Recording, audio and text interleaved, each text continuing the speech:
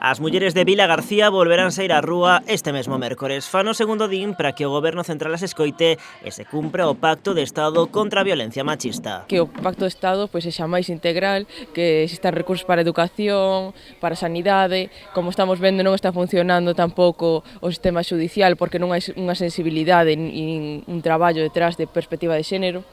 E despois pasan os casos que estamos a ver, pois que están agora de actualidade. Entón, pois ten que haber unha inversión grande, unha inversión que afecte a todos os diferentes paus. Segundo denuncian, o executivo de Rajoy está a converter en papel mollado este pacto, por exemplo, deixando sin investir boa parte das súas partidas orzamentadas. Prometeron 200 millóns de euros, dos que só invertiron 80 millóns este ano. Estamos a falar de que estamos ante o terrorismo máis atroz que se viviu na historia, que é o terrorismo machista, que siga a matar cada día, asesinar a mulleres, sin embargo non están a facer nada. A mobilización de Vila García coincidirá este mércores con outras moitas organizadas por todo o territorio español. Esta nova xornada reivindicativa chega tras o éxito de recentes convocatorias que botaron á rúa milleiros e milleiros de mulleres. E o caso da folga do 8M ou as concentracións contra a sentenza da manada, como esta de Vila García que están a ver.